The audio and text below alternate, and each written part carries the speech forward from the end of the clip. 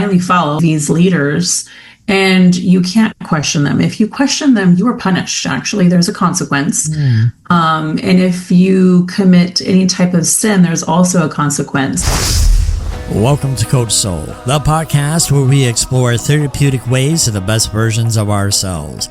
I'm your host, Steve Hudgins. I'm a licensed professional counselor dedicated to helping you navigate life's challenges. In each uplifting episode, we'll discuss mental health, relationships, self-care, emotional well-being, and personal growth. Join me and with my co-host, Kenya Evelyn, a therapeutic life coach, where sometimes we'll even welcome special guests to our show that share their experience and expertise. So let's embark on this transformative path together and discover a healthier and happier you. All right, welcome to Coach Soul. We got a special guest, Brooke Deanne, and welcome to our show. And Brooke, tell our audience and viewers about who you are and what's happening. Yeah, lovely to be here. Thanks for having me. I am an RTT therapist, a trauma healing mentor, and I really work with women, particularly, and men, to help them recover from narcissistic abuse, religious trauma, and help them connect back to their authentic self after, they've been through some really harsh things. So when you think about those harsh things, you've kind of done that as well. Yes, that's my path. That was my path. Honestly, I had no idea I was going to be doing this. Obviously, I think your purpose kind of finds you when you've gone through what you need to go through in life. For sure. I was raised in a cult. I didn't know that I was in that cult until I was 36 years old. So 36 years of my life, I had no idea that my whole existence had been really, really damaging, really traumatic, honestly. So what age were you when you got started? I was born into it. Oh, wow. Okay. Yes. So the cult, what do you classify? Maybe we need to help people to understand what cults are. Some are familiar, some are not. Define your terminology, what a cult was for you. Sure. So it is somewhere where you cannot leave without losing community, family, friends. It means that you are abandoned altogether if you do not have the same belief system. That's what I believe as a cult. There's also a gentleman, I don't know if you know of him, Stephen Hussein. He made the bite model, basically what cult control is and how what it looks like. So it looks like emotional control, manipulation, all these different aspects of it. And so when I found that, I actually even realized that I had been in a cult. Didn't know that is what I existed in before. Were your parents already involved in this cult? Yes, I was third generation. So their parents were as well, and their parents before them. So, they didn't know any better either. So they had no idea that they were being raised in the same kind of environment. But they were very, I like to say they were very into it. Like, it was black and white thinking. So there was no gray area. It was you abide and obey the leaders or else. And so that was why I knew if I left, I was going to have to also know that my family was not going to accept me anymore. So when you talk about this cult and you're a third generation, no tendency to question the belief system or any inkling like that. It was just do or this. So you can't. That's the crazy thing about being in a cult. You can't question the belief system. You can't question the leaders. They tell you that they are the only ones that are ordained or blessed by God. They're the only ones that have the connection to God and know what you are supposed to do. And so it is to blindly follow, these leaders. And you can't question them. If you question them, you are punished. Actually, there's a consequence. And if you commit any type of sin, there's also a consequence. They call it disfellowshipping, where you are shunned from the entire community for up to a year. until you're repentant. And so you will show up to the church, no one will talk to you, no one will look at you, and you will not be allowed to associate with any of the people inside of the church. So I'm going to kind of do a rabbit trail here for a second. We'll come back around because, I think this is interesting because I do believe people need to understand situations they're in. I mean, you look at Jim Jones, 1978. We call him the Kool-Aid King, where everybody drank the Kool-Aid and died. That's where we get the expression, don't drink the Kool-Aid. Well, you have in the 1960s, Charlie Manson's family. He preached a lot about the apocalyptic, the helter-skelter type situation. The one that I'm familiar with, because I was stationed at Fort Hood, Texas, and that's not too far from what I call Waco, which is really Waco. Call it Waco because of David Koresh. Were you in those type of situations of as a cult, or was it more of a religious faction? Yeah, I can totally speak to that. I was a Jehovah's Witness, so a lot of people will not look as Jehovah's Witnesses, and you're even familiar with them. They're the people that come knocking on your door, right, every Saturday to come and try to get you to read their literature or to attend their meetings. People look at them as nice people, right? They don't see them as a cult. And realistically, I thought that I was like, they do teach you good morals and all of these things, but there is an apocalyptic space to this because they teach you that Armageddon is coming. So they use fear to control and manipulate their people by saying Armageddon is coming, and if you don't obey, God's going to destroy you forever and you're not going to live. So that is the way they kind of keep their followers in. They also tell you cannot read outside literature. You cannot do any research outside of their own literature. So that's another indicator of a cult, right? If they tell you you're not allowed to look outside of what they are offering, that shows you that you're being controlled.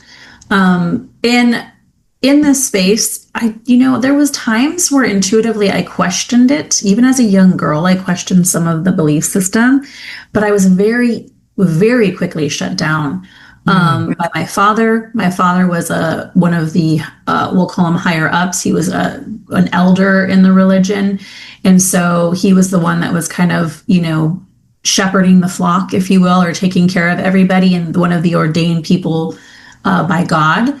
And so I couldn't question anything. And even though I felt like I wanted to, I couldn't. And it kept me trapped because it felt like if I left, I knew what I would lose. And of course, you're going to stay if you're going to lose people, family, and because we're humans and we thrive in community and we want to belong. So what would be the difference between, Jehovah's Witnesses being a cult versus being in a compound? I don't know because I've never lived the compound life, but I would say it's probably very similar, right? I know that I have talked to other people that have had that experience, the compound. I've talked to Scientologists, I've talked to Mormons, yes. I've talked to some of the other smaller cults. And the experience is it's crazy how the thread really is very connected between all of them. And all of them it's really, you're fed the information and you're not allowed to question. It is a do as we say or have a consequence kind of situation. And it's also, we're going to tell you what to believe, what to think, how to eat, what you can wear, what you can watch. That's really how they control people, is expressing that, we're doing this for your best interest. This is for your highest good. But at the same time, you don't see it that way. You don't see that they're controlling you. You just think that what's happening is for the best because God said so. Well, and that's interesting because I've studied world religions and things of that nature. Earlier Catholicism was like this. That's how they controlled the people. They didn't want you to read the Bible. They didn't want you had to go through their, what do they call, conclaves or whatever that is, that they have to go for their teaching and things like that.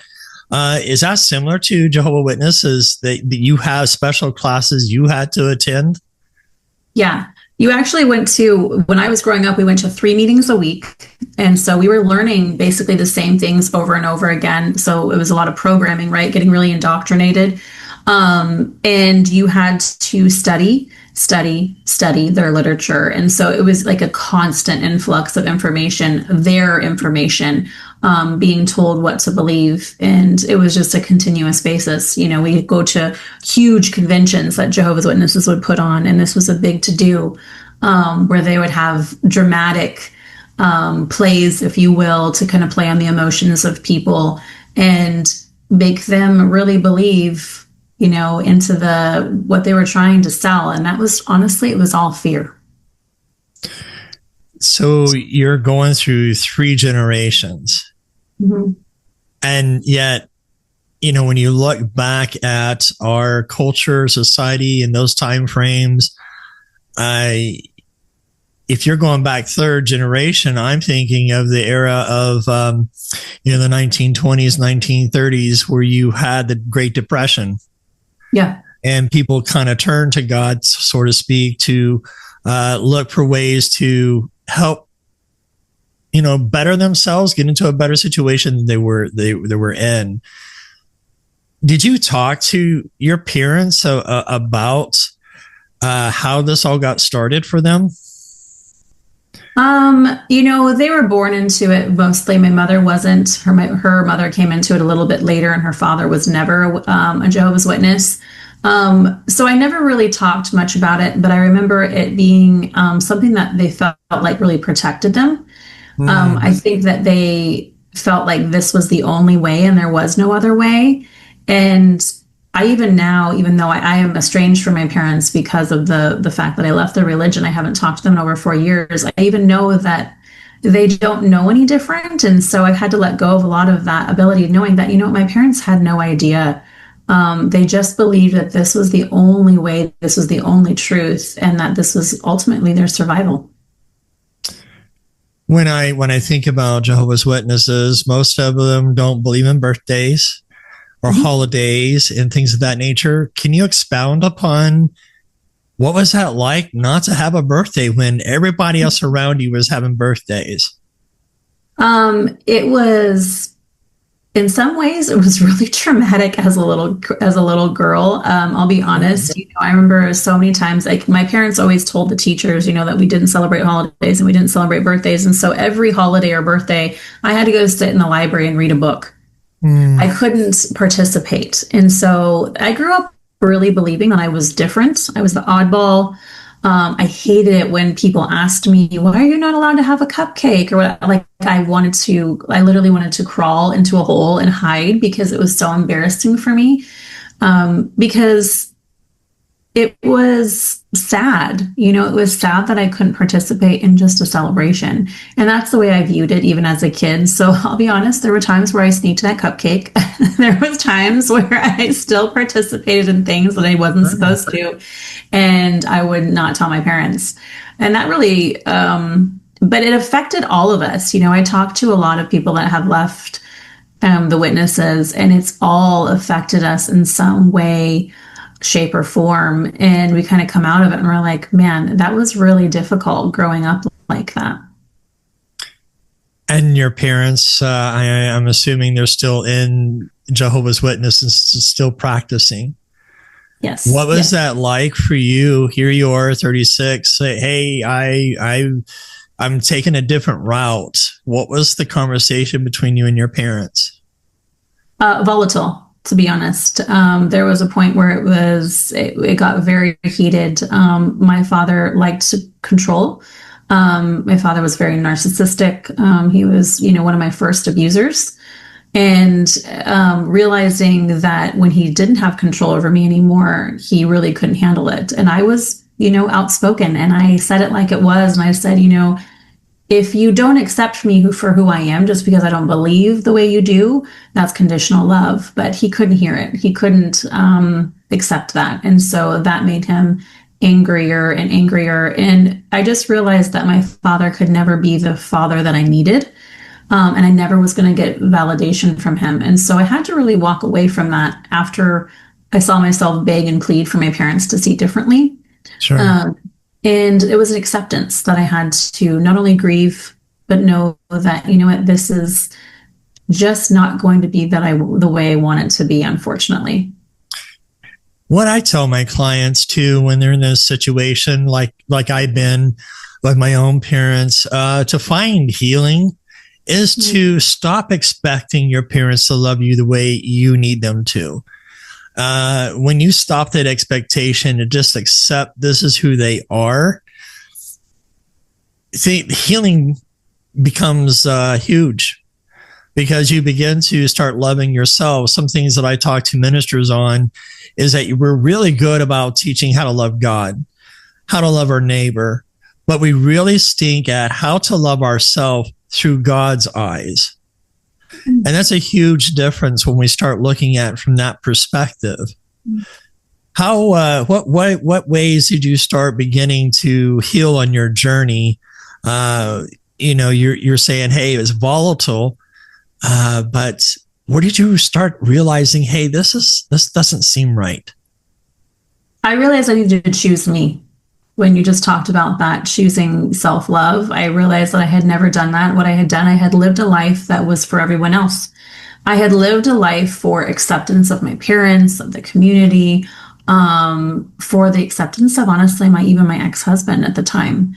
And so, but I realizing that, no, I needed to choose myself. And that's really when I went on the journey, even though it was scary. I left my marriage at the time. We were both in the religion. I left the religion at the same time. And I just really took the leap. I took the jump and said, you know what, I'm going to go into the unknown here, but I'm also going to know that I can't fake this reality. I can't fake this belief system anymore. It doesn't resonate with me. And I decided to choose me. And that's where I started to know that I didn't love myself. I had a lot of self-loathing and a lot to heal from years and years of abuse. Do you find it difficult to try to start there in loving yourself when the church or the cult is saying, you're not supposed to do that? That comes across as selfish? Completely. I had to learn that self-love isn't selfish, that putting yourself isn't selfish, that it's actually the most wisest and best thing that you can do. Because, at the time I had 2 children, so I was also taking the children from that belief system. And, I was already emotionally distraught and a mess. And so I was trying to navigate all these pieces, but I knew that I wanted my kids to have a different way. I wanted them to have a different life than what I had experienced, because I knew that it was possible. I just didn't know what it looked like yet. And so it took years. I feel like I'm finally at that space just in the past couple of years of my healing journey where I really truly am diving into what even self-love even means, and letting go of the people pleasing and the lack of boundaries and the ability to see what it could be like if I have a really healthy relationship with myself and how that trickles down to everyone else, including my children. So would it be honest to say that cults don't begin with force? They begin with psychological seduction, masked as belonging, certainty, or spiritual truth, and that the most dangerous control, it's not physical but internal. Because what I'm hearing is when a person no longer feels free to question, doubt, or leave, your job as a therapist is to try to help these survivors disentangle that belief and fear and try to reclaim that inner authority like you have. What do you think about that? I think you said that perfectly. It is psychological. It is completely psychological. You don't even know what's happening to you. I often compare being in a narcissistic abusive relationship to being in a cult. It's the same. They're the exact same dynamics. Even though sometimes it can be not physical, it could just be emotional, it could be verbal, it could be mental abuse, right? That's really often what a cult uses, is that psychological ability to not only gaslight you, but also to take away your ability to trust yourself, your ability to have discernment. They tell you who you have to be. So now you've lost all your critical thinking skills. You never even gain them. But they're giving you this reward. It's the same thing with a narcissist. What do? they abuse you, but at the same time, they love bomb you, right? They give you they say either all the things that they need to say or want to say to help you, just keep you just enough interested. And it's the same thing in a cult. They do the exact same tactics, if you will. And they work. They work. They keep people in a cycle. They keep people staying out of fear of leaving. What's interesting is I've got all these caveats going in my mind, and I think that oftentimes a cult could be trauma bonding. Yes. Kind of explain to our viewers what trauma bonding is and how that could play a part in a narcissistic or a cult type relationship. Yeah. Well, a trauma bond is being dependent on your abuser. So it's really that chemical addiction that's created with the highs and the lows of an abusive relationship. 1 minute everything's great, and the next minute they're taking and withdrawing their love from you, their affection. And it's the same thing in a cult dynamic. When there's a belief system that says God is an angry God, God is going to destroy you. You have this one version of God, and then they also tell you that God is a loving God and he forgives you. And so you're like, well, wait, which version of God do I have? Right. And so you are like, am I in a relationship with an abusive God, or that's going to kill me and that's angry with me? Or am I in a relationship with a loving God? And so it creates that dynamic. And I remember leaving and realizing, I'm like, oh my gosh, not only was I trauma bonded in my previous relationship, but I was also had this trauma bond with God, because I also feared God so much that it was the ability to kind of take away this connection that should really be this loving connection. Sure. It should feel like, if I make one mistake, God's going to destroy me later. And I realized what that was like. And I had to kind of unravel that whole entire belief system to be able to find what is even my connection to a higher power, and what do I want that to feel and look like for myself. When you think about what you just said, when I think about couples, because I work with a lot of couples, there's that disconnect, either with men or women or both, where they can't find that level of intimacy that's there because it's based on conditional love. And oftentimes, I look at, if you cannot have an intimate relationship with God, how can you have a relationship with a person? What are your thoughts on that? I believe that is to be true, right? And nothing should ever be conditional. Right. Ever. There is reciprocity in a relationship, in a healthy relationship. There is a give and a take, and it's a beautiful flow. It's a beautiful harmony. And I believe that's the same way that you can have that connection to a higher power, to a creator that you believe that is there to not only support and protect you, but also give unconditional love, regardless of who you choose to be in this life. And I feel like that's the same with a healthy relationship. You are loved no matter how you show up, as long as you're accountable and you recognize, okay, what am I doing to harm the other person? How am I taking accountability for this? And then how are we giving and taking? It can't be one-sided. There can never be a one-sided relationship. It just never works. That's not true emotional intimacy or connection. So who did you walk away from? The marriage, your parents, both at the same time? What was happening? I walked away from both at the same time. It's been about 8 years ago when that happened. I just knew it was time. My previous relationship was very abusive as well. And I didn't even know that I was in an abusive relationship, because that's all I'd ever known. It's what I witnessed modeled to me by my father to my mother. I was obviously in a very abusive religion. And so I didn't understand what I was really operating in. And so when I kind of awakened to all of that, I said, I got to leave this whole life behind and go and figure out what I'm going to do with it. And that's when I began the healing. And thereafter, I made some wild choices in men. I started to see like the patterns that I was kind of still in, because I was still so wounded. I was still so affected by the abuse. And then I found a partner that really helped me find a safe place to heal. He really reflected back to me the woundedness that I had inside and how I was operating and how I was actually taking all of the things that had happened to me and projecting it onto everybody else. I wasn't being accountable for my actions. I wasn't seeing how insecure, how judgmental I was from the past, and how I needed to heal on a deeper level. And so that's when I took some radical responsibility and I started doing the inner work and diving in big time into, okay, why am I like this? And why am I struggling with so much PTSD symptoms? And that's when the real deep work happened, but it was ultimately really freeing. You know, Brooke, you shared a lot, and I hate to keep this as a cliffhanger, but, you know, I want to be able to leave it here so we can go into part 2, because you do have this remarkable story about you. The thing that I do want to talk a little bit more about that, as you said, there's projection sometimes onto other people. And when we think about the marriages, we throw them away as easy as is possible.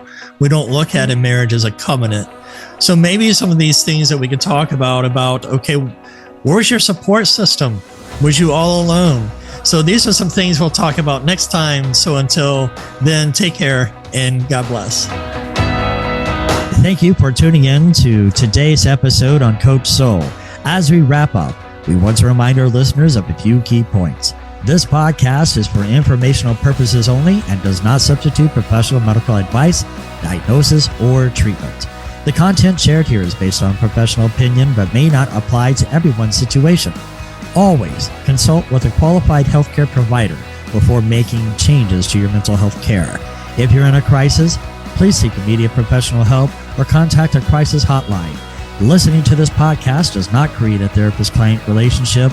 For personal advice, please consult with your licensed mental health professional in your area.